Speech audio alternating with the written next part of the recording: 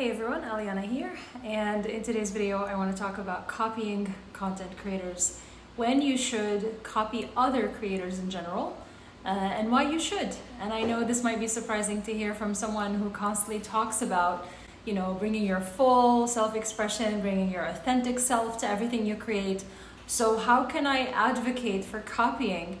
Well, it's because that's the only way to do it, especially in the beginning as you're trying to figure out your style. You're going to look around and you're going to sample out what you like from other creators. There's a lot of stigma around copying. There's a lot of shame, a lot of guilt, but this is how intelligence works. This is how, as human beings, we learn as kids.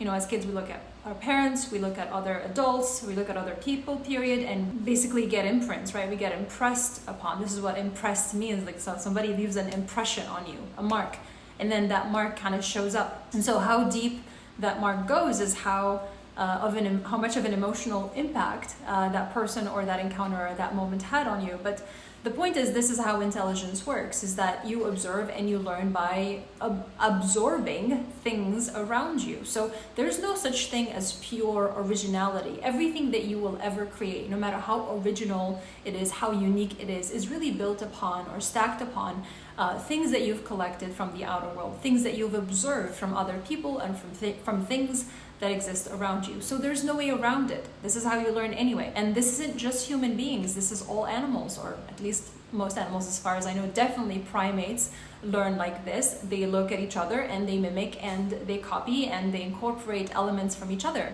Now, you're probably familiar with the saying by Picasso that good artists copy, great artists steal. And this is the key difference, is that you are permitted to pick certain things from here and from there. You should do that. It helps you kind of figure out your own style, because every time you look at something in somebody else and you think that this is resonating with you, that you like it so much that you want to incorporate it, what's happening is that you are recognizing something within yourself and you're choosing to express it.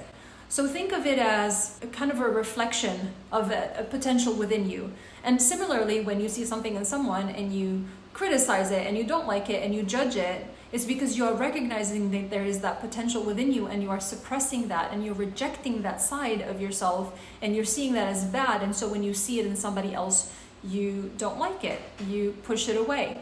So understand first and foremost that when you see something in someone else and you like it and you want to do it, you want to copy it, it's okay. And like I said, especially in the beginning, you are going to look around, you're going to sample different ideas, different bits and pieces from different people. However, like a great artist, to steal means that you make it your own. To steal means that you take that thing and instead of copying it exactly as it is, you bring your unique perspective to it. You bring your self-expression to it. I'll give you an example.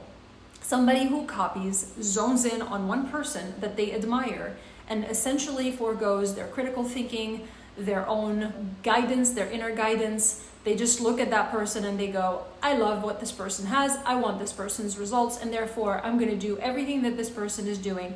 I'm just gonna literally just copy everything that they're doing, right? Or not process it internally through my own personal lens, my own personal experience. Somebody who is being inspired, somebody who is stealing like an artist instead of copying, is going around and looking at all the people that they admire, all the people that have left a sort of impression on them and going, why do I like that? Why do I appreciate that? Let me test doing that. Let me see how I feel when I do that. Do I feel like this is something that's aligned with who I am?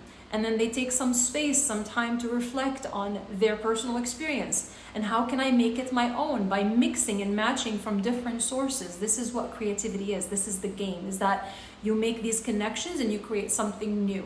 It's not original because it's never been done before. It's not original because it's based on nobody else's work. It's original because it's yours. It's original because you pick different pieces, you put them together, you put them through your lens, through your experience.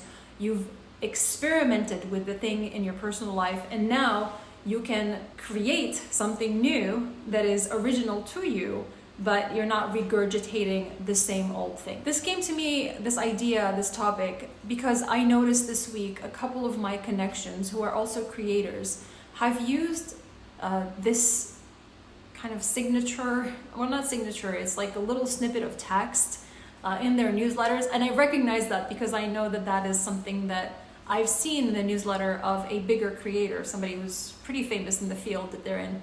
And I also recognized it because when I started my journey, I borrowed that. I was like, I like that, let me use that. I thought it was a brilliant way of converting people, and then I tried it and it didn't work for me, and I was like, okay, this doesn't work, and I don't like it anymore, whatever. Like, I tried it literally in a couple of newsletters, and then I was like, whatever, I don't like it.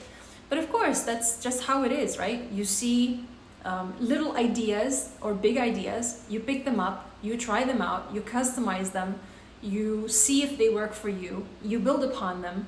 But if you're going to copy something that is somebody else's work, like somebody has put tons of effort and energy into creating a book or creating an article or something, or expanding upon an idea, you should give that person credit. If that is something that they had some intellectual, I don't want to say property, but they put so much of their own energy into creating their own thing and packaging it in a certain way, they've created something that's worth talking about, you should give that person credit. But if it's just a little something that you've picked up from someone, go ahead and try it and see if it works for you. And the key is to not feel bad or feel guilt and shame and that sort of thing about it, because like I said, this is literally how we operate as human beings, as primates. This is how we learn, this is how intelligence works.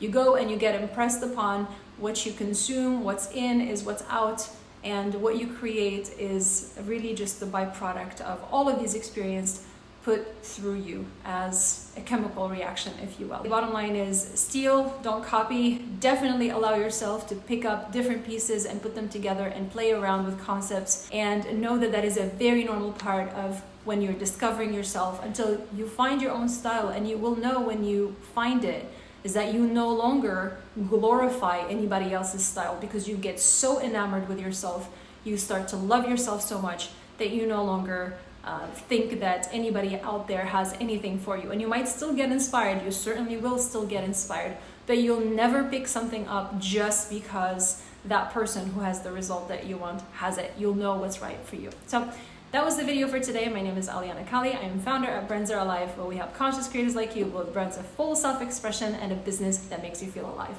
I'll see you next week.